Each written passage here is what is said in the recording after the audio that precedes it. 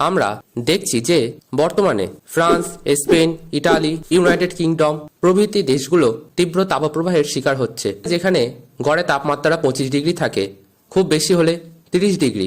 সেখানকার মানুষ সাক্ষী থাকছে 40 ডিগ্রি সেন্টিগ্রেড বা তার উপরের তাপমাত্রার। কিন্তু হঠাৎ করে এমন কেন হলো? কেন তারা এত তাপপ্রবাহের শিকার হচ্ছে? মূলত এই ইউরোপিয়ান কান্ট্রিগুলোতে তাপমাত্রা গড়ে 25 ডিগ্রির আশেপাশে থাকে। এগুলো সাধারণত শীত প্রধান দেশ, তাই ঘরবাড়িগুলোও তারা সেইভাবে তৈরি করে। দেওয়ালের ভিতরে তাপ নিরোধক ইনসুলেটর ব্যবহার করে, যাতে শীতের সময় ঘরের ভিতরে গরম তাপমাত্রা ধরে রাখা যায়। অপরদিকে বাড়ির ছাদগুলোও তৈরি করা হয় ঢালু, মানে আমাদের ভারতীয় টালির চালের বা টিনের চালের ঘরের মতন, যাতে বর্ষাকালে বৃষ্টি হলে জল সহজে সরে যেতে পারে, আর শীতকালে তুষারপাত হলে তুষার সহজে ছাদ থেকে সরে যায়। কিন্তু ব্যাপারটা এবার অন্যরকম হয়ে গিয়েছে। অতিরিক্ত তাপপ্রবাহের সৃষ্টি করেছে, যা সেখানকার মানুষের বিভিন্ন অসুস্থতার কারণ হয়ে দাঁড়িয়েছে। আমরা ইন্টারনেটে বিভিন্ন ভিডিওতে দেখতে পাচ্ছি গাড়ির টায়ার, রাস্তাঘাট, বিভিন্ন জিনিসপত্র মেল্ট হতে আরম্ভ করেছে। এখানে গরমকালে গড়ে তাপমাত্রা 25 ডিগ্রি থাকে, খুব বেশি হলে 30 ডিগ্রি। কিন্তু তীব্র তাপপ্রবাহের কারণে এখানে তাপমাত্রা 40 ডিগ্রি সেন্টিগ্রেডের উপরে বা 40 ডিগ্রি সেন্টিগ্রেডের কাছাকাছি থাকছে, যা সেখানকার মানুষের কাছে প্রায় অসহনশীল। কিন্তু এবছর হঠাৎ করে এমন হলো কেন? কি আছে এর পিছনে মূল কারণ?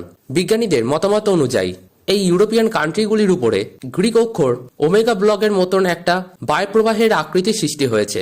ওমেগা ব্লকটিকে যদি আমরা আমাদের বাড়িতে কোনো উল্টানো গামলা রাখি, তাহলে দেখব গামলার ভিতরে একটা ফাঁকা জায়গা থাকে, আর তার বাইরে একটা ঢালু শার্প একটা জায়গা থাকে। তো এই সমস্ত ইউরোপিয়ান কান্ট্রিগুলিকে আমরা যদি গামলার সাথে ওমেগা ব্লকে তুলনা করি, তাহলে এই কান্ট্রিগুলো এই গামলার ভিতরে যে ফাঁকা জায়গা, এই ফাঁকা জায়গার ভিতরে আটকে গিয়েছে।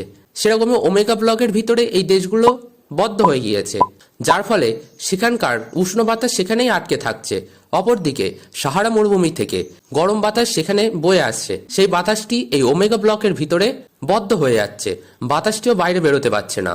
অপরদিকে বাইরে থেকে যে ঠান্ডা বাতাস বয়ে আসছে, সেটাও এই ওমেগা ব্লকের ধার বেয়ে বাইরে দিয়ে বয়ে চলে যাচ্ছে, যার ফলে বাইরের শীতল বাতাস ভিতর প্রবেশ করতে পারছে না, আর ভিতরের গরম বাতাস বাইরে বেরোতে পারছে না। আর এই ওমেগা ব্লক যদি দীর্ঘদিন ধরে একটি জায়গায় অবস্থান করে, তাহলে সেখানে একটি হিট ডোমের সৃষ্টি হয়। হিট ডোম মানে তীব্র গরম, তাপমাত্রা বেড়ে যাওয়া, উচ্চ দাবদাহ, যা সেখানকার মানুষকে অসহনশীল করে তোলে। প্রাকৃতিক নিয়মে বায়ু একদিক থেকে অপর দিকে বয়ে যায়। গ্রীষ্মের পর বর্ষা, বর্ষার পরে শীত আসে। কিন্তু যখনই এই হিট ডোমের সৃষ্টি হয় ওমেগা ব্লকের কারণে, বা যখনই ওমেগা ব্লকের সৃষ্টি হয়, তখনই সেখানকার তীব্র উষ্ণ বাতাস দীর্ঘদিন ধরে অবস্থান করে। ওমেগা ব্লকের বাইরের দিকে নিম্নচাপ অবস্থান করে, কিন্তু ভিতরে থাকে উচ্চচাপ। মূলত এই ওমেগা ব্লকটি 2 থেকে 3 দিন বা 2 থেকে 3 সপ্তাহ অবস্থান করতে পারে, আবার এটি প্রাকৃতিক নিয়মেই সরে যায়। মূলত যদি জেট স্ট্রিমের গতিবেগ বৃদ্ধি পায়, সেটি যদি শক্তিশালী হয়ে ওঠে, তাহলে এটি এই ওমেগা ব্লকটিকে সোজা করে দিতে পারে। ওমেগা ব্লকের যে ব্যাকা আকার থেকে এটিকে সোজা সরলরেখায় পরিণত করতে পারে, যার ফলে এর ভিতরে যে উচ্চচাপ বা উষ্ণ বাতাস থাকে সেটি বাইরে বেরিয়ে যায়, আর বাইরে ঠান্ডা বাতাস, নিম্নচাপযুক্ত বায়ু ভিতরে প্রবেশ করে, যার ফলে সেখানে বৃষ্টিপাত হতে পারে। আবার অপরদিকে নিম্নচাপ অঞ্চলের বায়ু যদি শক্তিশালী হয়ে ওঠে, তাহলে এটিও বল প্রয়োগ করে এই হিটডোমটিকে সরিয়ে দিতে পারে।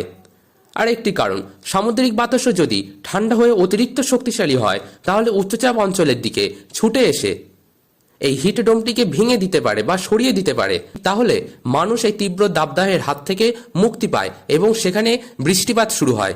এটি যে ইউরোপিয়ান কান্ট্রিগুলোতে এই প্রথমবারের জন্য হচ্ছে এমনটা নয়। এর আগে 2003 সালে, 2019 সালে, 2022 সালে মানুষ এরকম ঘটনার সাক্ষী থেকেছে, যাদের মধ্যে 2003 সাল ছিল সব থেকে সাংঘাতিক, যখন প্রায় 70,000 মানুষের মৃত্যু ঘটেছিল এই তীব্র দাবদাহের কারণে।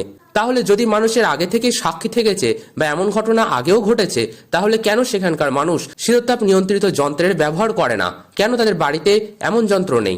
জানা যায় পরিবেশে উষ্ণতার কথা চিন্তা করে, দূষণের কথা চিন্তা করে সেখানে নাকি সরকারি নিষেধাজ্ঞা আছে ঘর বাড়িতে এসি বা তাপ নিরোধক যন্ত্র ব্যবহারের ক্ষেত্রে, যে কারণে মানুষের পক্ষে এই ঘরে থাকাও একটা অস্বস্তিকর পরিবেশ সৃষ্টি করেছে। কারণ তাদের ঘরের দেওয়ালগুলোও শীতকালে তাপ ধরে রাখার মতন করে তৈরি, যার ফলে ঘরে অতিরিক্ত তাপমাত্রা বজায় থাকছে। যাই হোক, এগুলো সব প্রাকৃতিক ব্যাপার। তবে আমরা কোনো না কোনো দিক থেকে এইসব ঘটনার মূলে, কোনো না কোনো দিক না, বলতে গেলে আমরাই এই ঘটনার মূলে।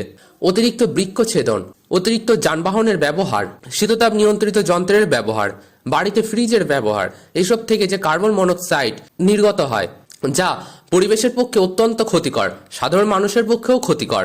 আর আমাদের এই সমস্ত কর্মের উত্তর প্রকৃতি এরকম ভাবেই তার কাজের মাধ্যমে দিচ্ছে, যেখানে তাপমাত্রা অতিরিক্ত বৃদ্ধি পাচ্ছে, মানুষের জন্য বসবাসের অযোগ্য হয়ে উঠছে। তাই এখনো সময় আছে, যদি আমরা এখন থেকে সেগুলিকে কন্ট্রোল করতে পারি, তাহলে ভবিষ্যতে এরকম ঘটনার সাক্ষী মানুষকে হয়তো আর হতে হবে না।